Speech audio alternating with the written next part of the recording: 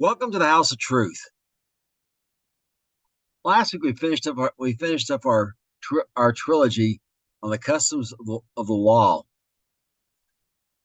and we showed that we do not keep these customs. We do not keep these customs to be saved, but because we are saved, and we want to be closer to God and have a better place in His eternal kingdom.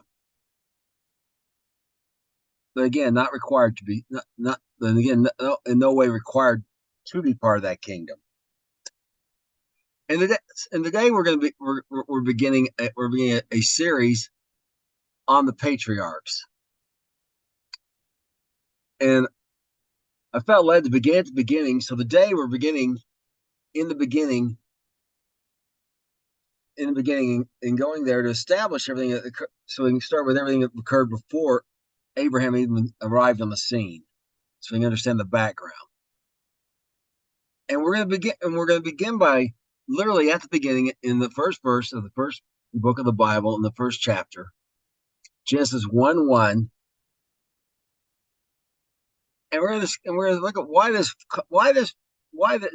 even this very first verse is controversial and there's so much resistance against it, even among people who call themselves believers in various types of congregations.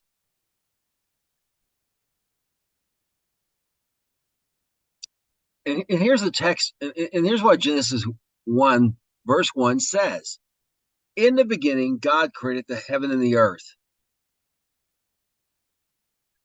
Okay, so it's a very simple, it's a very short, straightforward statement, really. But if you do a little thinking about it, there's a little bit to it, though. Okay, the heavens where He dwells, the earth where we dwell. And when did He say he began? These were created in the beginning,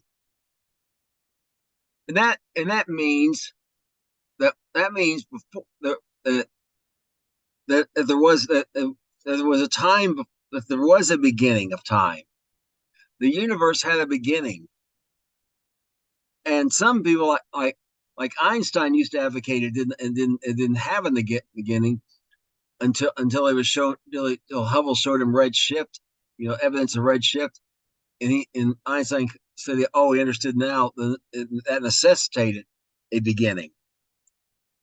So even the idea that there's a beginning to the Earth and the universe in general has met resistance. But now most the majority of people, even the total atheists in science, acknowledge that there had to be a beginning. But they come with all kinds of things to get rid of that God created the earth, to explain a different explanation. And of course, most popular one is the Big Bang Theory, but it never explains where the material came from, except or the universe in general. We'll talk about. It assumes that it was already there, even if there's a point of singularity. It came from somewhere, because basically it says everything was created out of nothing, by nothing, for no reason. And it isn't really a satisfactory answer. But it's still, there's that resistance to this simple statement. And of course, resistance to the statement, the part about the heaven, the place where God lives, and everything else in between between those two.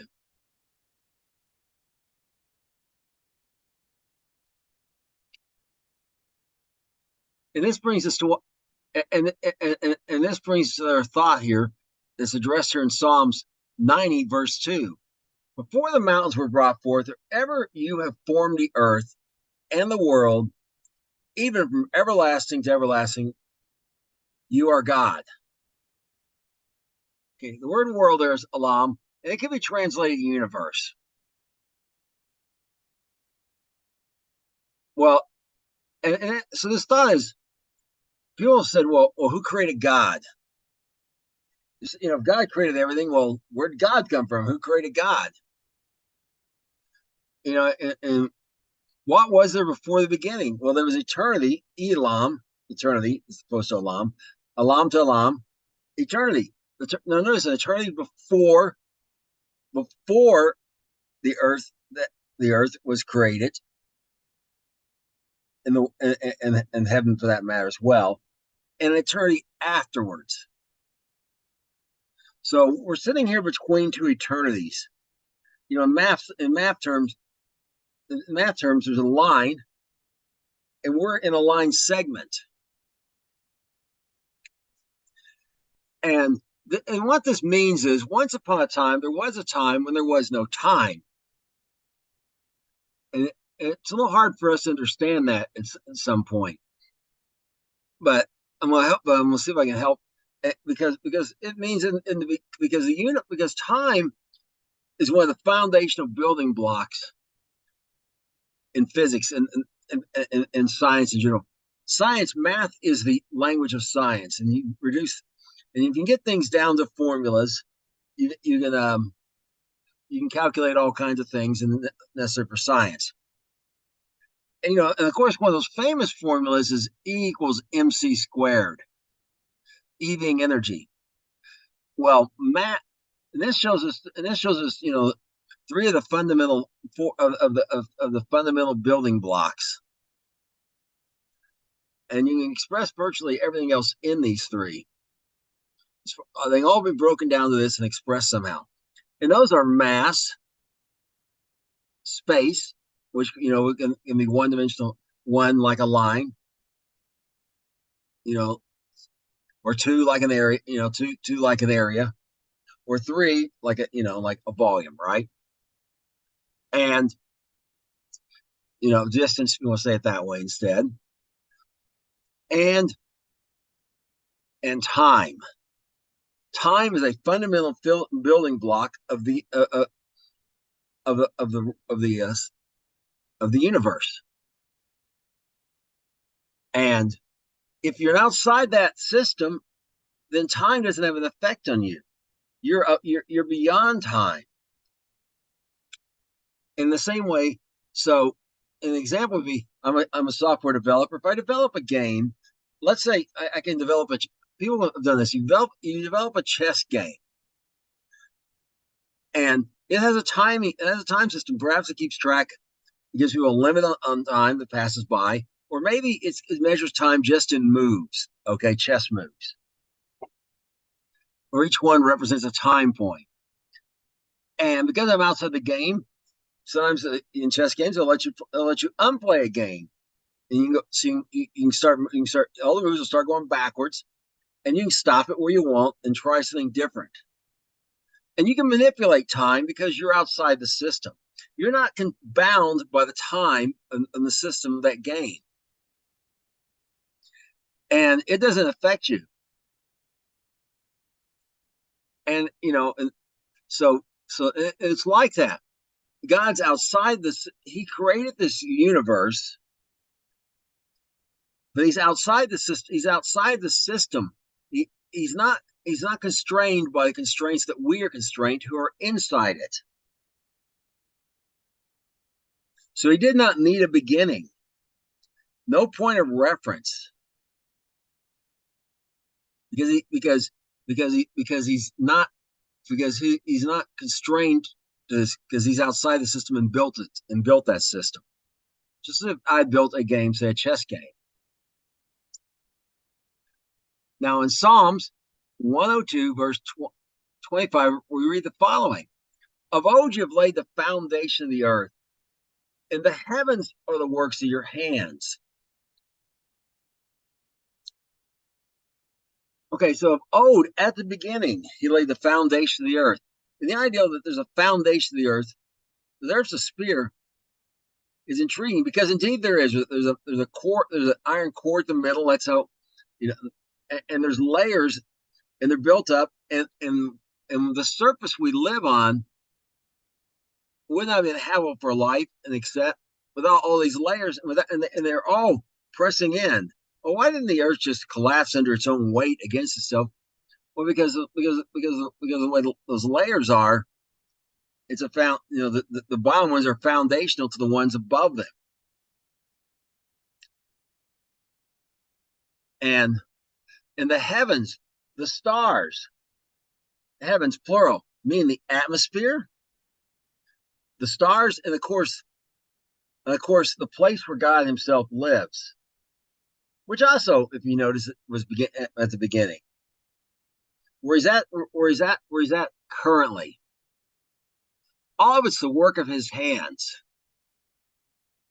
He is not constrained by any of these. So he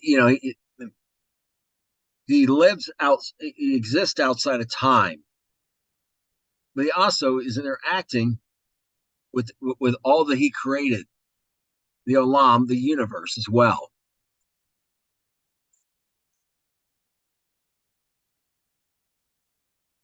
And in Proverbs 3:19, we we read about some characteristics of God Himself. He has to have to be able to do this thing we're describing of creating everything. And here's what we read in Proverbs 3, verse 19. The Lord by wisdom has found the earth, and by understanding He established the heavens. I mean, the earth to be able to have the sustained life on it, and the human life particular, has a incredibly complex conditions. Had the it had to be around the right kind of star, in the right kind of galaxy, for example. And of all the galaxies, that have been observed and stuff, there's only a small handful that are even the right type. They have to be a spiral galaxy. And our sun has to be in the right position in that spiral. We need background radiation to some degree from stars, other stars. But we have to. But if our sun's too close to the center, there's too much background radiation. Can't have light. It's too far out. There's not enough. But the sun also has to be, and we have to be. It has to be. If we were just a small percentage closer, well, with everything on life, everything, when we got to the closest point of the sun, we were making our circle. With all, you get too warm, life wouldn't exist. Closer enough, just basically everything would disintegrate and fry. A little, just a small percentage back further, as the Earth circles the sun, where the farthest point, it'd be too cold, and if it's just a little bit more, it'd be too cold all the time, and everything would freeze. The oxygen and nitrogen level, percentages have to be just so for human life to be sustained. You get too much nitrogen, people become goofy like nitrous oxide, and they wouldn't be able to mentally function. And get too much, they'll just die. And the same with oxygen. And you get too much. One of the problems is you have too much oxygen. Oxygen then becomes extremely flammable, and you can literally set the atmosphere on fire. So so you don't want all these things have to be done, and He done it by wisdom. Now you have to have an infinite mind that could get all these things right, and the Earth has to be that 23-degree tilt it is. So that as we're traveling through the year, so over the year, the solar distribution is equal, and that makes the food chain able to exist. And the moon circling around causes the tide, and it's constantly pulling impurities into the depths of the ocean where they fall down, and it's constantly recycling everything. And it's just, I could just go on and on. It's just required incredible wisdom to know that, oh, we need this thing, we need that thing, we need the other thing, and it all has to work together. And with understanding, establish the heavens. All of them also have to work together, and the stars move in such precision, and the atomic clock is set by them. I mean, its accuracy is three seconds per millennium. But occasionally they they'll bump it up by a nanosecond, or maybe a thing in my life I remember bumping it up by a second, because it gets out of sync with the stars. Because and that's how and he understood this, and he understood that the stars have a deeper purpose. And we've talked about some in the past. We'll talk about a little bit more here today. But they're all placed exactly where they need to be, every one of them. It was done with understanding. In Jeremiah, or Jeremiah, whichever you prefer, 10 verses 10, 10, 10 verse 12, read this. He has made the earth by his power, and he has established the world by his wisdom, and stretched out the heavens by his discretion. Okay, notice that he made the earth by his power. It tells us that God is super powerful, all powerful. I mean, not only use wisdom in the world and the earth, as we talking about, but also the universe itself. That all these things, I mean, every single one of these things are necessary for life on earth and for purposes beyond that. We'll talk about this in a moment. Those other purposes. So God is wise and powerful, and the universe, and the fact the earth and the universe display that. And he didn't do things willy-nilly. He did them by his discretion. He didn't just understand how many stars we needed, how many, and so on and so forth. But he didn't just fling them out there and say, well, they can go out there any old way. They'll fit that. There's probably a large number of variety of options, patterns he could have used. But he did it with discretion. As we talked about before, the constellations are seeable. They're not there by accident. We're talking about the Southern Hemisphere, the Southern Cross. We're talking about the classic 12 people use on zodiacs. They all actually, when you go to the ancient Hebrew names of them, they tell a story, and it's the same story the Word of God itself tells. They were put out there with great discretion, because all people everywhere have observed these noticeable patterns. They sometimes come to different conclusions about what they mean, or give them different names. But it's very noticeable that they really do have a pattern, and they move around in a certain way, and it's predictable, it's set. And in Isaiah 51:15, we read the following. Verse 15, we read the following. He made the earth by his power, established the world by his wisdom, and he stretched out the heavens by his understanding. Okay. He established the world, the universe. He did it. It didn't just happen. And he made it to last as long as it needs to last. Okay. It's not, it's not some sort of collision course with death where the whole thing's going to burn out and accept. It's going to last as long as he needs it to. But notice he stretched out the heavens.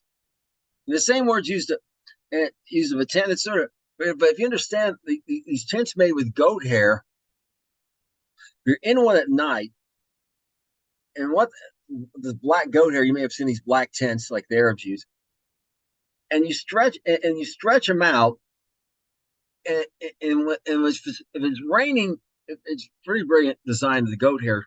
If it rains, that goat hair swells up and keeps the rain out. But when it's not, when they dry out, they get thinner and let light and let air in. And when you're in there, you're looking up. It kind of looks like you can kind of see the stars. You can kind of see light, and it kind of looks like stars if you put an artificial light behind them. And the idea is he stretched it out. Well, this is not unlike what the Big Bang Theory says, except there is a cause, and it's more of a mechanism that doesn't preclude. But the idea that he stretched them out. He started just like a tent. Started at one point and then stretched out, then stretched it out. The same ideal that there may have been a point of singularity, but it didn't just happen for no reason, for no cause. He did it, and it didn't. And it took him. It didn't, and it doesn't matter. He could have done it in a nanosecond, or could have done it over a longer period of time. But regardless, it's his work. He's the one that stretched them out. They caused everything to go out from one. They caught again like a tent. You set it up, and they set this tent up, then they bring it and they lift it up and they stretch it out. The same ideal. So he's got understand, and he did it with understanding. So he's so our God, the God that created the universe, would have to be wise and powerful, and great understanding and discretion, so that everything could be the way we see it. But there's so much resistance to this ideal, and all these alternative schemes of where someone besides the God of the Bible did this. Now we're starting into why all the resistance. And we're going to begin in Deuteronomy 10, verses 11 through 14. The Lord said unto me, Arise, take your journey before the people, and may go in and possess the land which I swear unto their fathers to give them. And now, Israel, why does the Lord require of you but to fear the Lord your God, to walk in his ways, to love and to serve the Lord your God with all your heart and with all your soul, to keep the commandments of the Lord and his statutes, which I command you this day for your good? Behold, the heavens of heavens is the Lord your God, the earth also, and all that is therein is. Okay, the people is the congregation of Israel in this context. And you just see like the people, it's used about Israel. And now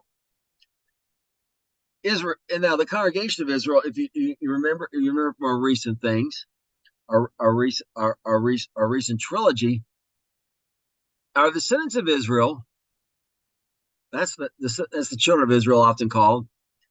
And then there's the nation of Israel, or also talking about which is the ethnic group, the ethnic group of Israel as a nation. Those who were either descendants or those who became part of that ethnic group through circumcision. But there's also those who were uncircumcised among them, as we showed will be in the future as well, even in the promised land, and the Messiah reigns. They just they'll have a different job. And those are uncircumcised people live among them. So that's the congregation, often referred to as the congregation when you're reading through particularly the Torah. So they're going to go in and possess the land all together. So the congregation of the people is kind of used interchangeably here. So they're going to go in there, and what's this mean is, why can God say this ethnic group gets this piece of land? And also, you got this whole indigenous thing and whatever people will say about this or whatever, right? And they'll be like, well, they that land belongs to so and so, that such group because they were there first, whatever. Well, the Bible makes no bones. The Canaanites were the first one to settle the land of Canaan, which is the promised land.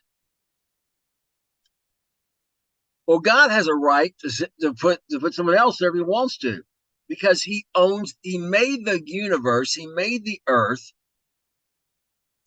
It all belongs to him. His universe, his rules.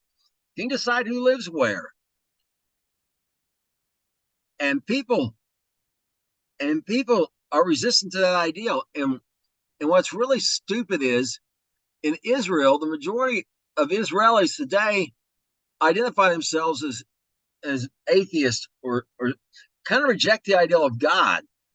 And really, that's the only real. I mean, the only other reason they would have a right to that land, because they could say, "Well, we were there thousands of years. The Romans kicked us out, whatever." Yeah, but you weren't there first. The Canaanites were, and and their descendants are still there, are still still on the earth. And how and you can't distinguish them. But and after you left, all these other groups went in there. So really, it would boil down to they have a right there if there is no God, because might makes right. They're just strong to take it. Well, that's going to lead. That can only lead to continual war. Someone else's thing, stronger will come. Do this as happened in the past. No, their right to be there isn't totally based on the fact that in the beginning, God created the heavens and the earth. He owns it all, and can say what group lives where. Period. Now, we continue on 1 Chronicles 29, verses 10 through 11, when we read the following. Wherefore David blessed the Lord before all the congregation. And David said, Blessed be you, O Lord God of Israel, our Father, forever and ever. Thine, O God, is the greatness and the power and the glory and the victory and the majesty. For all is in heaven and earth is yours. Yours is the kingdom, O Lord. You are exalted as head above all. And the congregation, now this is that same congregation, the congregation of Israel, the ones who've settled in the promised land at the time of David, which, by the way, you read it, included a bunch of other people like Uriah the Hittite was part of that once, once upon a time. Never got circumcised, called it, So, but nonetheless, he's part of the congregation, and he was very loyal to God. And perhaps we do a study on David will show that. But no, it's the God of Israel. Doesn't that mean he's only God of Israel? No, we'll talk about that later. But right now, but of Israel, our Father. But Israel, the father of the people of Israel, of the descendants of Israel, this is the God he worshipped. And we'll contrast him with the gods other people worship later. And so this means that kingdom, the kingdom here, the eternal kingdom, but the earth is his, and the kingdom of Israel belongs to the people of Israel, because God's earth, he can decide who lives where again. He gave them the kingdom. It was his to give because he owns it all. And in Psalm 89:11, we see this echoed. The heavens are yours, and the earth is yours. For as the world and the fullness thereof, you have founded them. The world, Olam, universe again. He made it all, and it's not just about Israel. All ethnic groups, all people. It's his planet, his universe, his stars, his everything belongs to him. And therefore he has the right to establish where every ethnic group lives. And for that matter, if an ethnic group becomes completely wicked, get them, wipe them off, he wants to wipe them off the face of the earth, he can do that too, because he owns it all. It all belongs to him.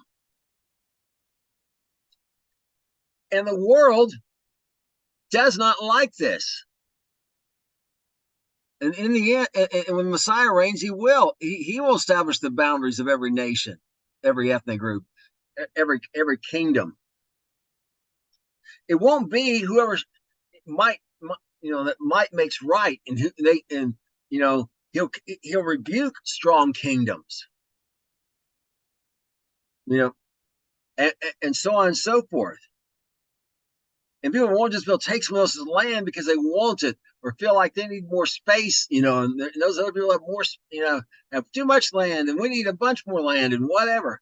It will not be that way because God owns it all, and people who want to take other people's land do not like that. And people who want to claim, well, we have this land first, so on and so forth, do not like that as well. And often, just like I mentioned earlier about Israel itself, if you throw God out of the equation, they don't have really have they weren't original inhabitants either. And so it is here in America. I mean, so it's also in America. The Cherokee were in the southeast when the Europeans came there and shipped them off here at Oklahoma, where we're at, where I live today, or most of them, for example.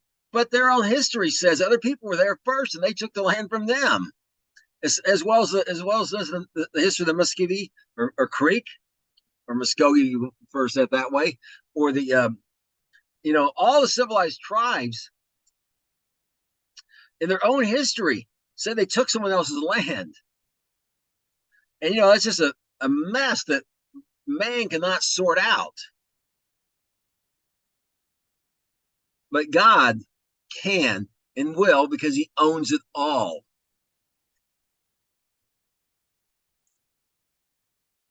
Now in Isaiah 44:24, we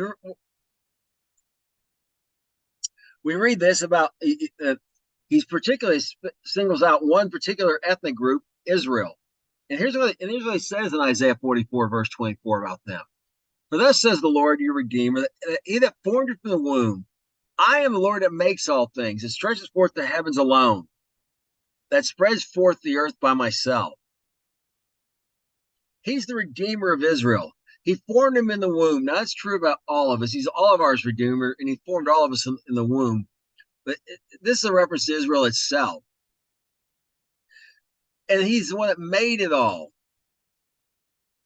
And he spread abroad, and notice he did it alone, all by himself. It doesn't matter what the mechanics were. The laws of physics are there. We discover them. We didn't write them. He wrote them. He caused these things to happen.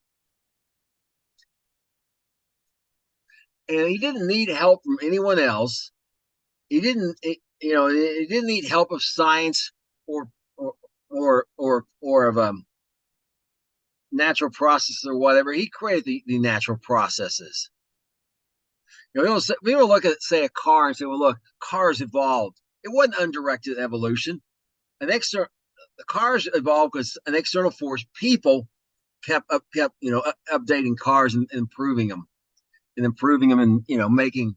I even heard of approval for flying cars recently. Don't know quite how those work, but haven't looked into it. But the electric cars, except the point is that it was not undirected revolution. The cars didn't just by themselves. So if there's any kind of evidence people might have for some sort of small, evolution going on, first of all, God would have had to be directed. It had to be directed. But let's just say it wasn't. He created all the laws of science. If they had the ability to self-evolve, he'd had to put that in there too.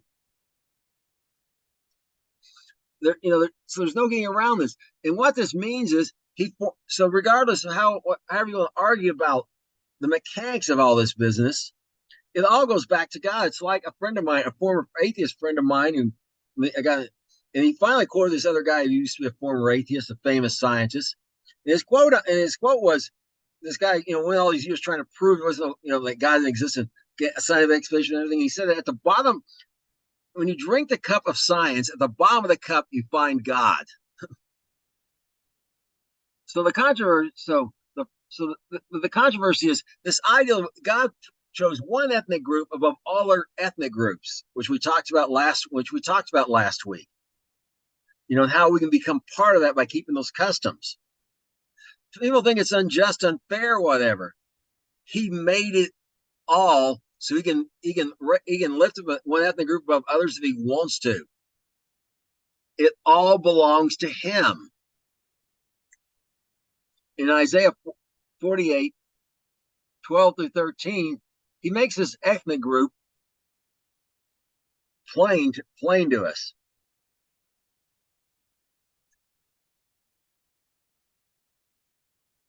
Hearken to me, O Jacob and Israel, my called.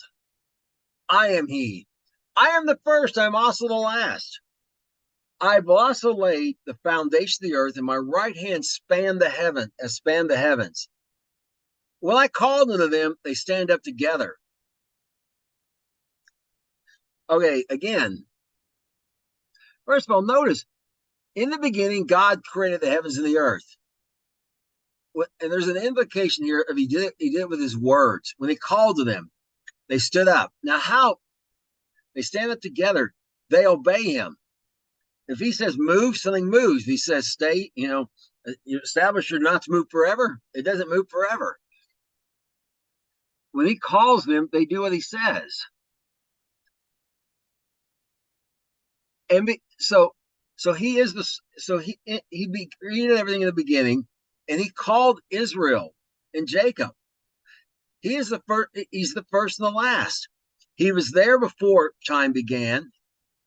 He was there before this universe we know existed. He'll be there when it's gone. And he called Israel. Jacob was his name originally, Yahab, literally hill of God. Someone says God wrestle or something. Actually, the English word wrestle comes from Israel. Sorry, not Jacob. But hill grabber, but literally it's the hill. Yahab is literally the hill of God, God's hill. And we'll talk about that some more in a future lesson. But he called them. He called them to this special this special place. And he doesn't call them willy-nilly. And we'll talk about that deep when we look into Abraham. He does it for reasons. But his right to call one ethnic group to be above all others is because he made it all. It all belongs to him. In Isaiah 51, verse 16, we read this: I put my words in your mouth. I've covered you in the shadow of my hand.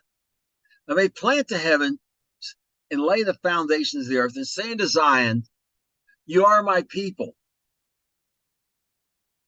He similar like, well, why why do all the prophets have to be Jewish? Why do they all have to be from the descendants of Abraham, Isaac, and Jacob?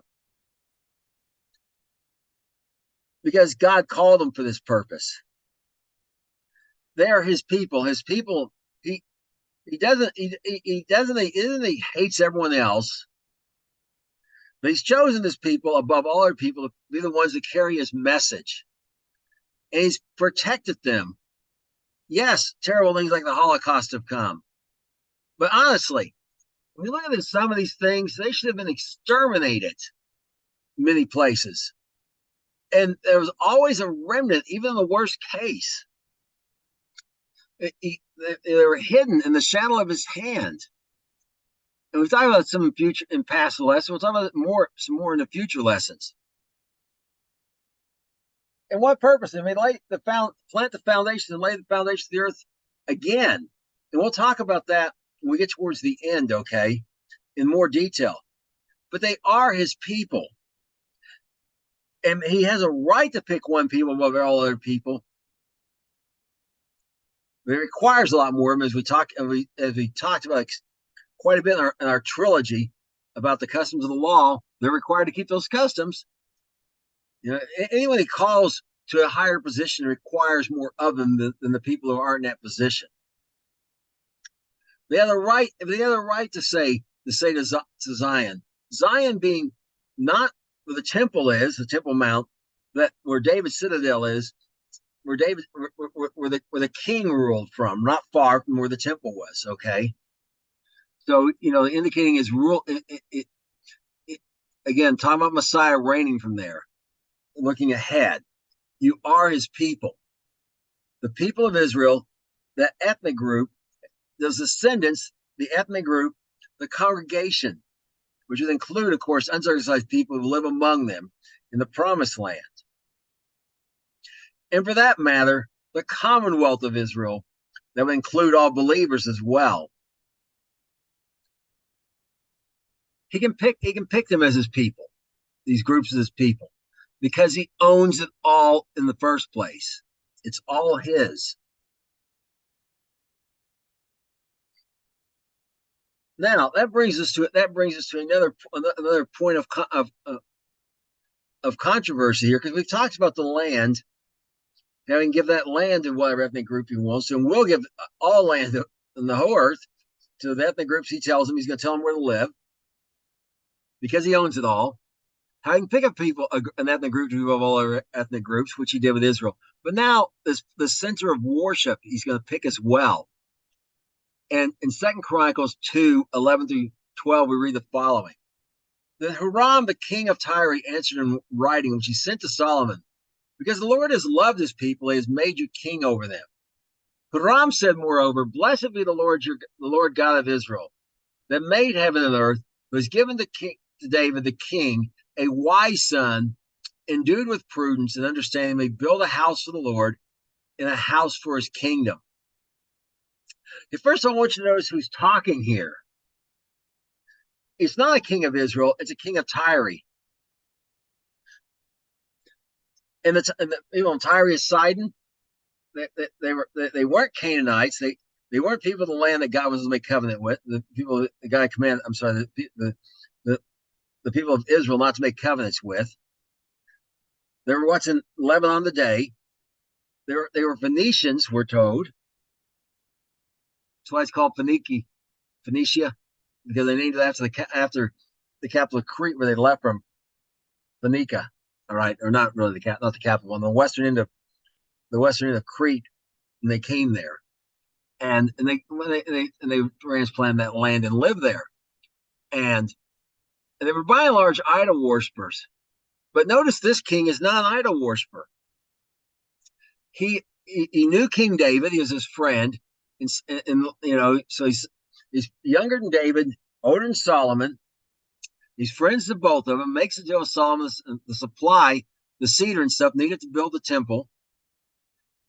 And he's become and he, at least if he couldn't get his people, at least he himself has left off the worship of idols to worship God. And because he worships God, he recognizes that these are the people of God. And God could choose whoever wants to be king over any ethnic group. He chose David first, and then Solomon. And he recognizes that God, because God made everything, made heaven and earth, he can choose wherever he wants to be the center of worship for him for the whole world. And that place he chose is the Temple Mount, where the temple sat. I mean, that's why it's been called the Temple Mount consistently throughout history. The Romans, Josephus and the Roman historians acknowledge it was it. Even the Arabs said this until relatively recent times. And this is the worship of the God of Israel is to be there. The Temple Mount belongs to the Jewish people, not because they have some historical attachment to it, and they were there because even their own record says it was the threshing floor of it was of Ornan the Jebusite originally. And they bought it from him, not because of any of that business, but because God made heaven and earth and says, "This is where I put my name at." Jerusalem belongs to the people of Israel as their eternal capital, because God who made it, made heaven and earth, says so. The Temple Mount belongs to them, and they have. And sorry, your mosque, unless it's going to have to go, because it doesn't belong there, because God made it and says His house is going to belongs there.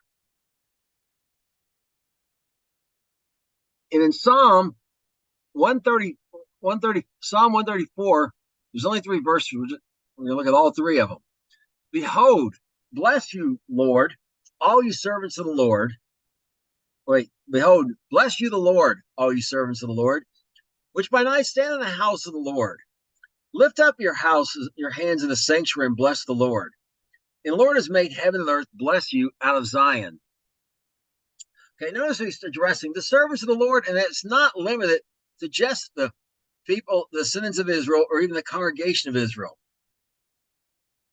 That's the entire commonwealth of Israel, including those who are scattered out.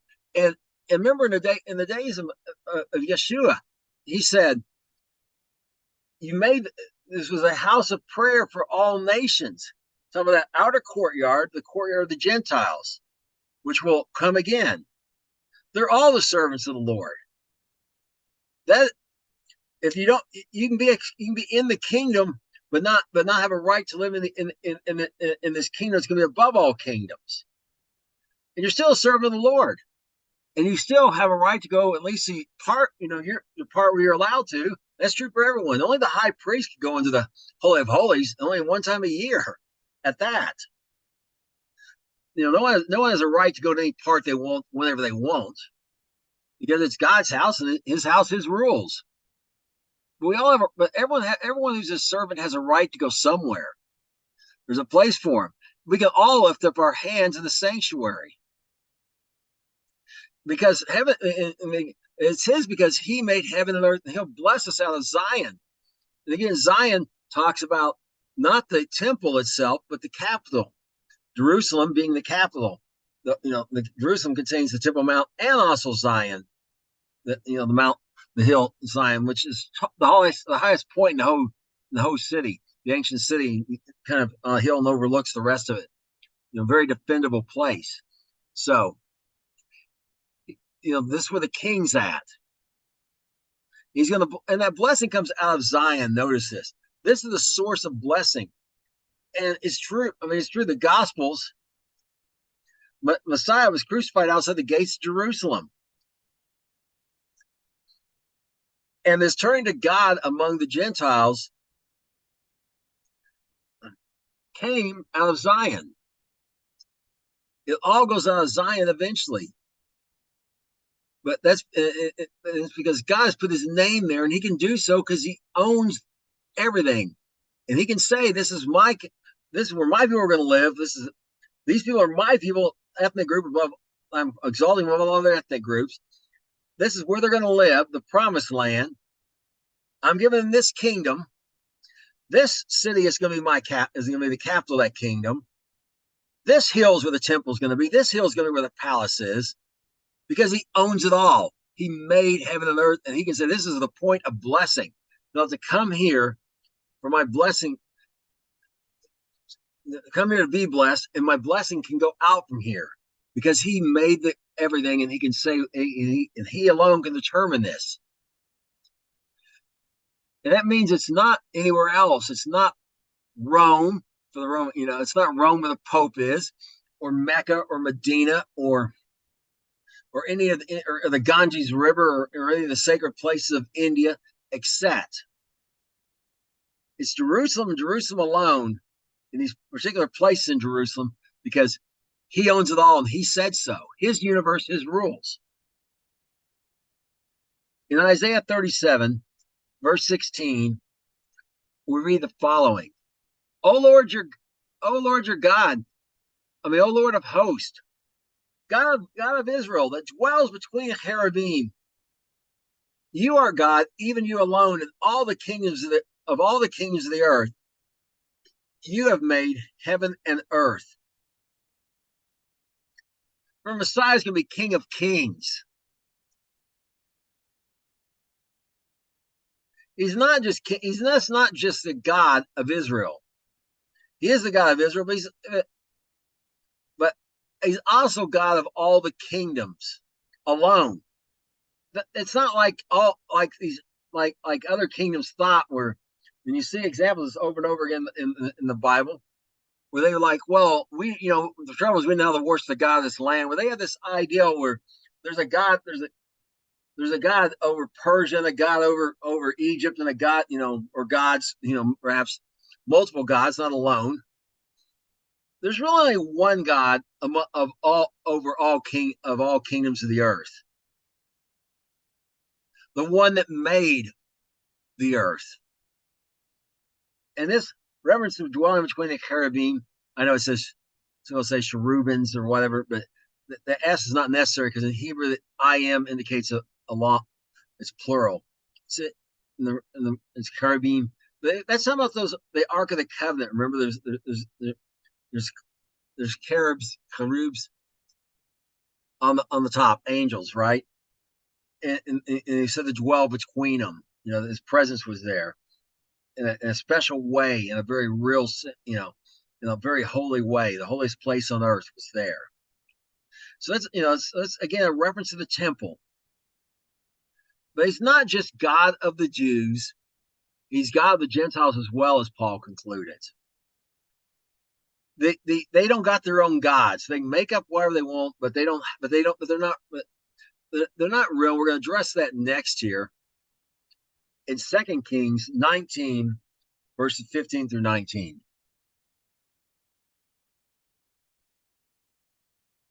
And Hezekiah prayed before the Lord and said, O Lord God of Israel, that dwells between the cherubims, you are the God, even you alone, of all the kingdoms of the earth.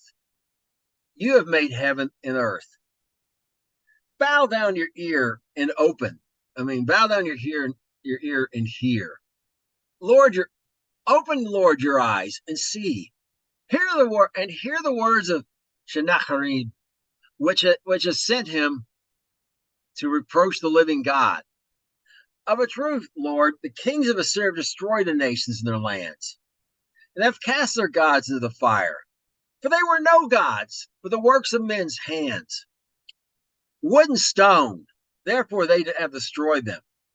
Now, therefore, O Lord our God, I beseech you, save us out of his hand, that all the kings of the earth may know that you are the Lord God, even you only.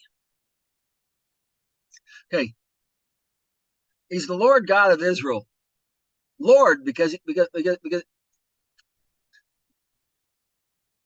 Yahweh Boave there, but the idea of Lord is correct. Ruler of Israel. The Lord God, he's the ruler. He's the Lord God. He's the God of Israel only because Israel's only one worshiping him at this moment in time, okay? But in reality, he's God alone over all the kingdoms of the earth. Because he made them. This idea that every nation, and this is what the Assyrians were doing. Their ideal of these ancient people was when they won a war and took over someone else's lands because their God was stronger than the other gods, and everyone's got to worship our God. But the trouble is, their gods weren't any gods at all. What is made by man can be destroyed by man. But not so with our God. Our God made us. And why? And notice Hezekiah's plea for God to save us out of the hand of the Assyrian. It's not for the sake of Israel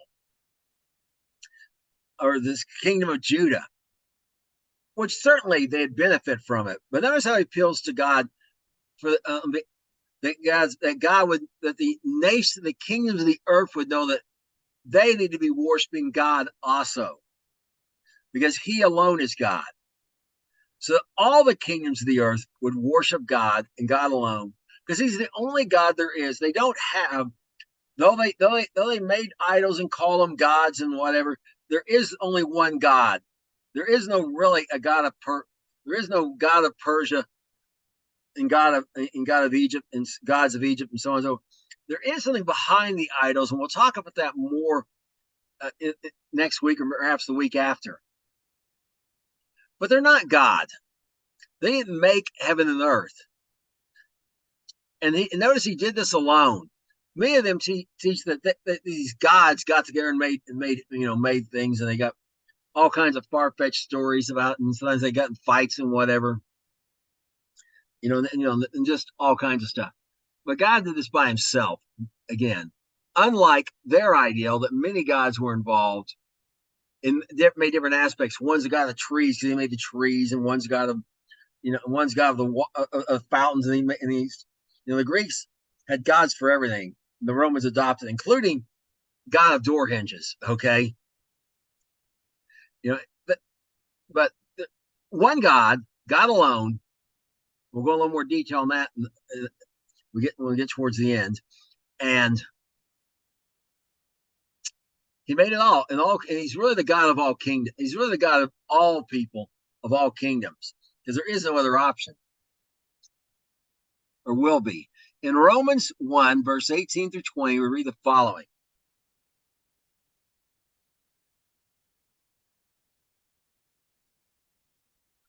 Sorry. For the wrath of God revealed from heaven against all ungodliness and unrighteousness of men who hold the truth in unrighteousness. Because that which may be known of God is manifest in them, for He has showed it unto them. For the invisible things from the creation of the world are clearly seen, being understood by the things that are made, even His eternal power and Godhead, so that they are without excuse. And this gets into the real problem. Why do they want to have someone besides the God who made everything? I mean, this idea that God made everything, it means there are no other gods, because He made it all, His universe, His rules. As I'll explain, recently I talked with a friend, and friends thought, I'm out there saying, well, God's right and just to, to demand to say homosexuality is a terrible sin, and the homosexuals need to be, destroyed off the face of the earth. And they deserve to be executed, and so on and so forth. Basically saying God's law was just and God was just. And he kind of thought, well, I don't say they're hurt anyone. I think that's unfair. His universe, His rules. The fact that He made it all gives Him a right to say what can and cannot go, all by itself.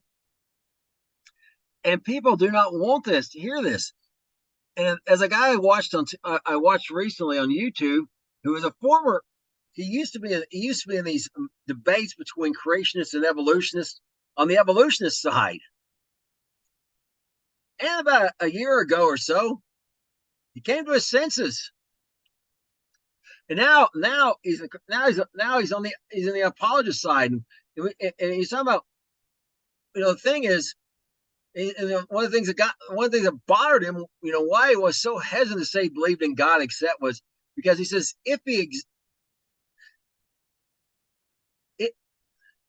his existence terrifies me. If he existed, it terrifies me. Or he might exist. The idea that he might exist terrified him. Why? Because remember, we talked about those weightier matters of the law. God doing what's right in the eyes of God. If He made it all, He can say what's right and wrong. And people are doing what He says is wrong, and also neglects to do the things He says are right. And their solution is not to repent, but try to come up with all these manufactured ideals of either other gods or some sort of self-directed evolution, which somehow happens without someone designing it to be self-directed. With basically a design without a designer. So things being made without a maker, like that. Because the bottom line for them is, it is exactly as Wallace said. The man who Darwin wrote Origin of Species, which, by the way, we have found this idea was in ancient Egypt as well. Nothing new under the sun. But he wrote that in his other book out there, and but the guy who really took off with it. I mean, Darwin in the 25th chapter of Origin of Species acknowledges that, says basically he's not saying there isn't a God. This is more about the mechanism of how He did things. and actually, basically says, he believed there was a God in the 25th chapter, in the last chapter of Origin of Species. But Wallace kind of took it and ran off with it, and started promoting this idea that there is no God, and Nietzsche gets hold of it and well, it takes to a natural philosophical conclusion. There is no God, there's no right or wrong, just what you can get away with. And then people like Hitler subscribe to Nietzsche, subscribe to Nietzsche's philosophy, or if you prefer the word religion, and you can see the result of that. Okay. And it's all because, and the reason why they don't want to be a God, particularly not the God of Abraham, Isaac, and Jacob, the God of Israel, and then because they look at the message that God gave to the prophets and the apostles, that all came from all the sins of Israel. And they say and he says their ways are wicked, and if they don't turn from them, they're going to be destroyed. But they have no excuse for this. The evidence of God, that there is a creator, the proof that there's a creator is the universe. And the proof that creator is the God of Abraham, Isaac, and Jacob, the God of Israel, the God of the Bible, is the Jewish people. Which is why not only people gone through all these gyrations to try to say there is no God, but why they try to destroy the Jewish people, the sons of Abraham, Isaac, and Jacob, and those who've joined themselves to them, even if it's just perhaps not like the customs, but in a spiritual sense, through worship, becoming the worshipers of the God of Abraham, Isaac, and Jacob through Messiah off the face of the earth. Because they got somehow this idea, if they can do that, they won't have to repent and do what he says. But they're without excuse. They are willfully blind. As Helen Keller said, there's none so blind as those who refuse to see. In Hebrews 1, and that brings to Hebrews 1, verses 10 through 12. And you, Lord, in the beginning has laid the foundation of the earth, and the heavens are the work of your hands. They shall perish, but you remain. They shall wax old as a garment. And as a vesture you shall fold them up, and they shall be changed. But you are the same, and your years shall not fail. People sometimes men in America jokingly say this, says to the children, I brought you into this world, I can take you out. The Romans meant that literally. That's where that came from. But because in the Roman law, they literally could, their kid didn't obey them, they could just kill them, whatever. They didn't, they felt dishonored, their wife dishonored, they could kill her, But the children, I brought you in, I can take you out. That was literally true for the Romans. Well, God says, this is what the Lord says. In the beginning, He brought this world into existence, and He can take it out of existence. And not only can, He is going to do so. And everyone, I've had probably hundreds of people who don't even necessarily believe the Bible. I'm talking about atheists, Hindus, in particular, Muslims who perhaps who are kind of like the Samaritans. I mean, if you get it, because saying the word Allah, it gets complicated. If you get an Arabic New Testament and read it, the word, for God is Allah in there, because it's like the word God is an English word for, a variety of Hebrew words. And then one of the rabbis, no one knows how to pronounce, Yahweh Wave. But anyways, but even people who are atheists and Hindus and worship got this sense the world is going to come to an end, the universe is going to come to an end. And they ask you about this. And the fact is, it is going to come. Remember, He's God from eternity, from everlasting to everlasting. We're between the elams, the eternities. There's going to be a new heaven and new earth. He brought this universe into existence, and He's going to take it out of existence. And when that occurs, that final judgment about this unrighteousness goes, and people's solution to this is they just don't want. It's like people saying, I have a Y chromosome, but I want to be a woman, so I'm a woman. I can see there's a universe. I can see, the more, and this is a fact. I looked at this, the guy told me this, it was statistically true. The more people get into science and math, the more likely they are actually become to believe in God. The ones who usually are less likely are more those artsy type who got this, wild imagination going on. Because the facts just don't support the ideal. Okay, it didn't work out mathematically. It didn't work out. It didn't work out science, which is basically the foundation of science is a very simple concept. For every effect, there's a cause. Okay, and to say there's no God, saying you have an effect without a cause, and that itself is unscientific. So, but they don't want. But the thing is, they don't want there to be a God. They don't want the response. They don't want the responsibility that comes with it. So there's all this pushback on this ideal that in the beginning, God created the heavens and the earth. Because it's true. It means it terrifies people. He's going to judge us. We're going to do he's going to judge us what he says is right and wrong because he made it all and has that his universe, his rules. And he's going to get rid of it all. And there is going to be an eternal place. There is going to be an eternal, a new heaven and earth where dwells in only righteousness, only those who do what he says is right, and the lake of fire for everyone else. Now we're going to look at something else about God in the beginning, and that is, where was Messiah?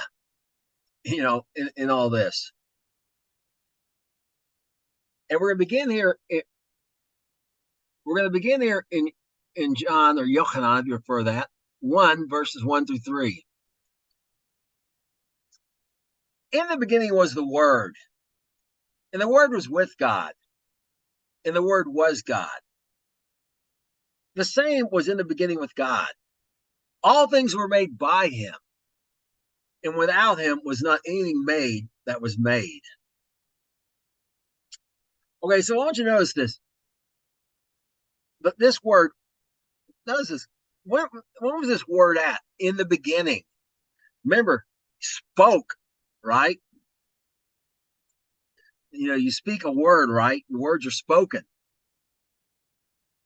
And this word was with God in the beginning. And the word was God. And I'll explain that a little. Look at that in a little more detail in a moment. I'll explain, because this ideal of alone, and except we'll look at that in a moment. The same was in the beginning with God. Again, so in the beginning, it was with God and it was God. And I'll untangle that in a moment for you here. But all things were made by the Word, and this Word, nothing was made without Him. And Him is corrected as the correct Greek Hebrew, as the correct Greek, as the correct translation of the Greek pronoun. There is a pronoun for he, she, except in Greek, and also one for something is not it, something is a person, but not male or female as well. But anyways, so in the case masculinity here.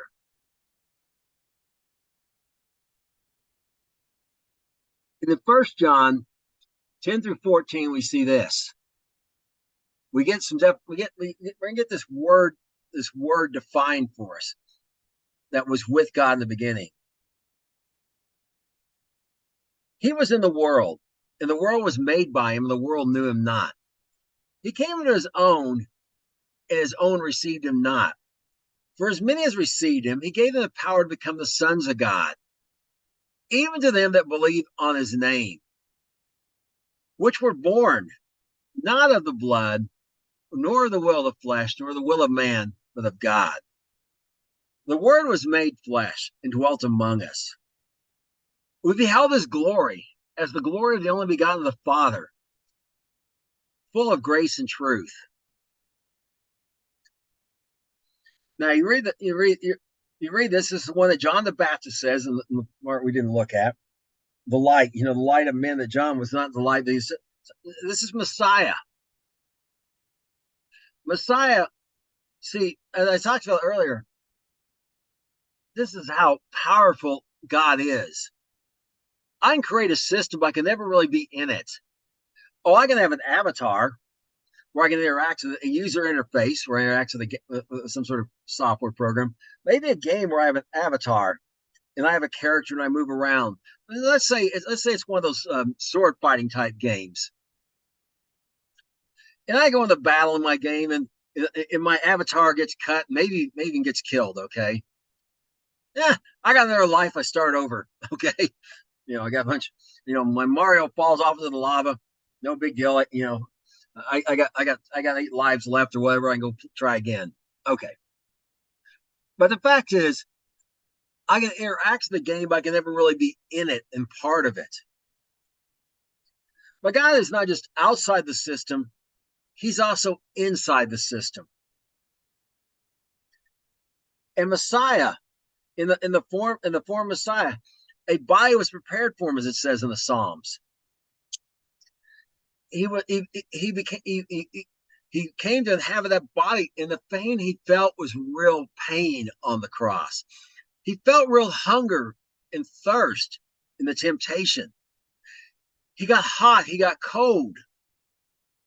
He came in he came into the sheep gate the same way all men since Adam, since the first man, after the first man, have come to the world through a woman, born of a woman, as a baby that had to be taken care of by another human being till he got to the point where he could take care of himself.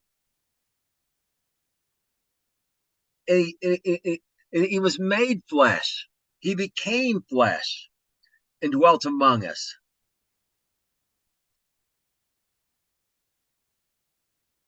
And notice how he became flesh so we could become the sons of God in a spiritual sense. God's already made our bodies, but we have been separated from him by sin.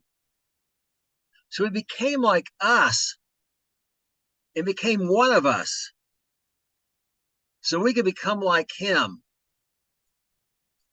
and become part of his family. And he was there in the beginning.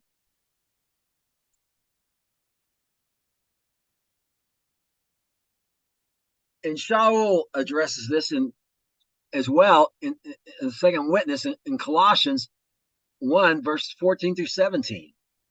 In whom we have redemption through his blood, even the forgiveness of sins, who is the image of the invisible God, the firstborn of every creature.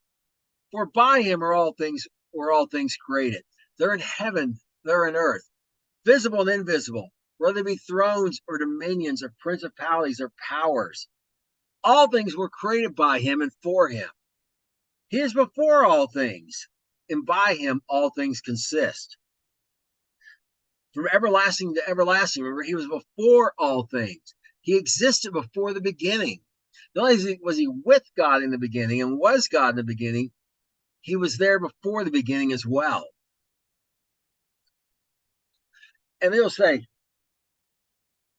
"Oh, wait a minute, God alone."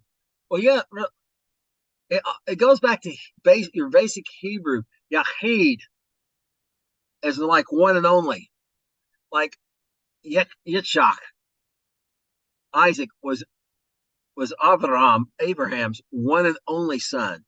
Well, it wasn't his only son. He had his only one of promise. His only one that came through Sarah. Okay, but there's another word, achad, achad, joined together as one, and it's first used, and we'll talk about this some more when we get there, about a man and his wife, their bodies being made one flesh, joined together in one. In the act of sex or creation of children, they're joined together as one. Which someone joins themselves to whoever is with a harlot has joined himself to a harlot, etc. And the Shema itself, as I said a couple weeks ago, it's right there in plain Hebrew in the Shema. Shema, O Israel, Yahweh Yadev Wavhe. I'm just going to say the letters. Yadev Wavhe. Echad Eloheinu Echad Yadev Wavhe. Shema. Pay attention, Israel. Yadev Wavhe. Eloheinu is literally our gods, our strong ones. If you want to get more, a little bit more literal, are united as one, strong as one. Yad-He B'Av-He. This wasn't some ideal invented by some pope or some founding fathers of the Catholic Church or something of that nature. It was right there in the Shema. It wasn't invented by Christians. This is Moses who wrote that. This is what all we've got now is a revelation of what that means. And Messiah was there before there was time. Messiah was there. In one place it says, in the bosom of the Father. And notice he's the image of the invisible God. Remember what he said to Philip? He that has seen me has seen the Father.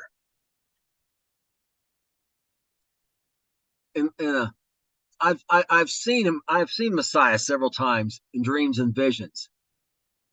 One day I'll see him face to face.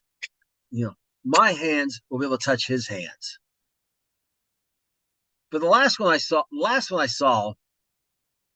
was I saw an area of like a chest, of a person's chest, all white light. It's kind of hard to describe, but it's like whiter than any fuller's light. Like brighter in the sun, but it didn't hurt. It didn't hurt your eyes to look at like when you look at the sun. And I saw. It's hard to explain, but Messiah just coming out of it.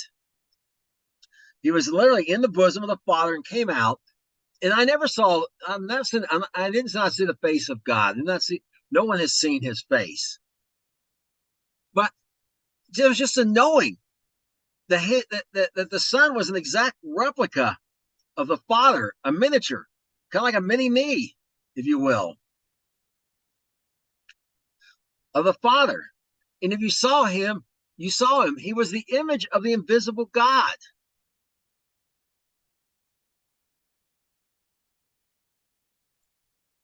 And a long time ago, I was in a Best Buy, and I heard this song. It was a secular song. I've only heard it once. And this woman was talking about singing about what if God lived among us. Had to go through what we go through, blah blah blah. And that song stuck with me. And I looked it up, and it turned out it was the #1 song of the year when it came out. And the fact is, God did come. He has lived with. He did become one of us. He has gone through what we've gone through. In the person of Messiah, he was tempted in all ways we are tempted, yet without breaking his own commandments.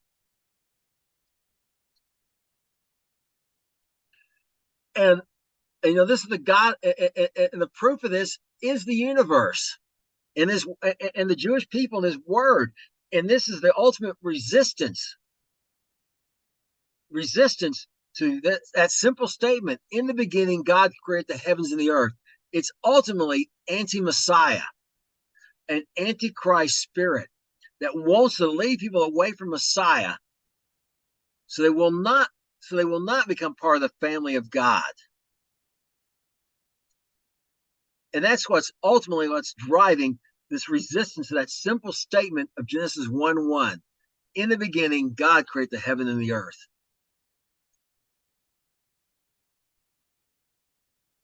Now we're going to go to Jeremiah. We're going to conclude with our response to all this, what it should be. In Jeremiah, or Jeremiah if you prefer, 32, verse 17. Ah, Lord God, behold, you have made the heaven and the earth by your great power and stretched out arm, and there is nothing too hard for you.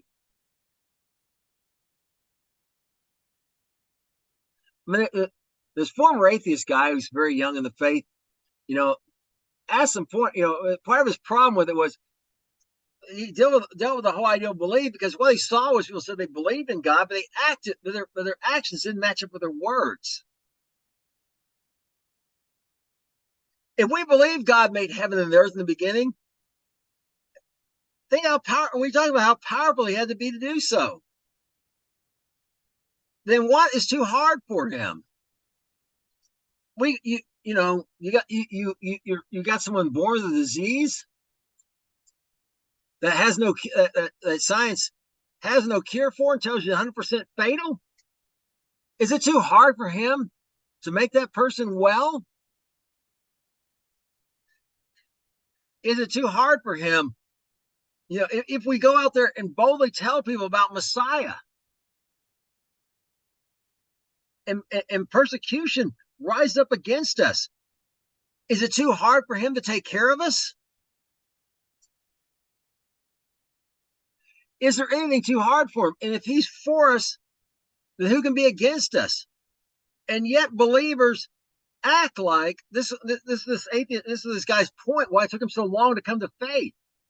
They act like they don't really believe that God in the beginning made the heaven and the earth.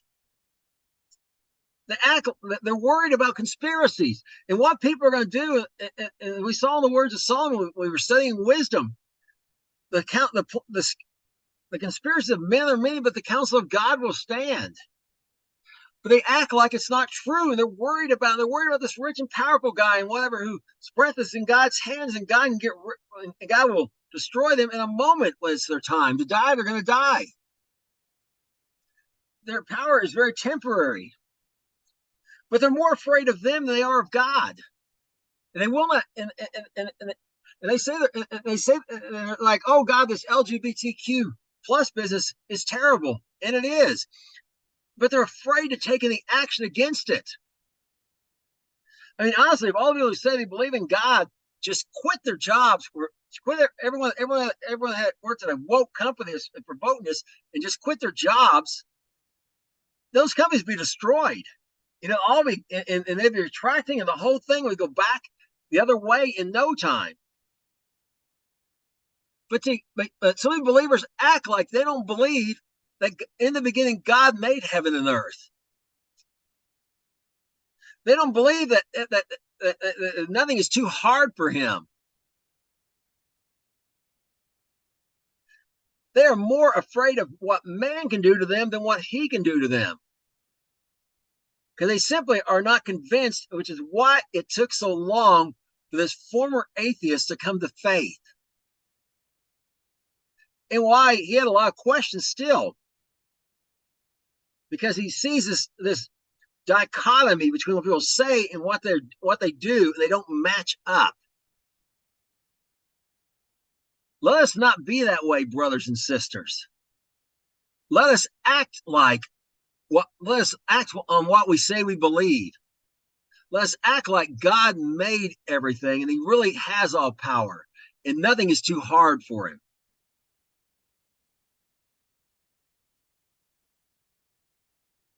And in Psalms 21, verses 1 through 2, which is more of why we should be this way. Since God made heaven and earth, I lift up my eyes into the hills. From where comes my help? My help comes from the Lord, which made heaven and earth.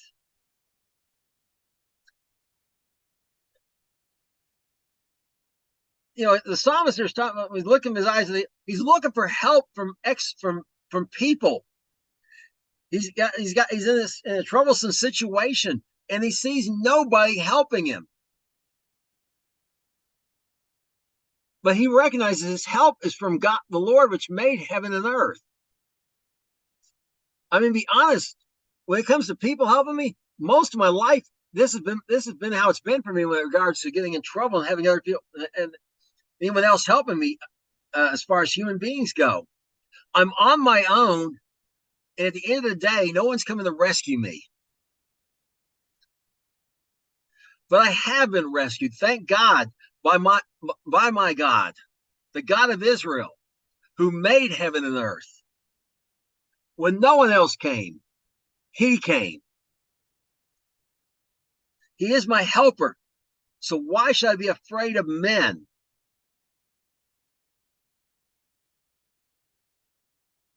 In Psalms 24:8, we wrap up with this.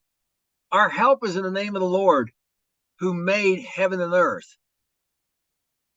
We call out to him and he helps us. Now, that does not mean we're not going to suffer persecution sometimes. And that's why you need help. That's why David did. And all who live godly in Christ Jesus are going to suffer persecution. When we tell the world Genesis 1:1 is true. In the beginning, God made heaven and earth. The God of Israel, the God of Abraham, Isaac, and Jacob, the God who says the people of the sons of Israel have a right to that land. That's their eternal capital. And that stuff on the top of that Temple Mount has to go. That's God. God, that belongs to God, and God says his temple's to be there. We can be bold and fearless. We should be bold and fearless when we tell them.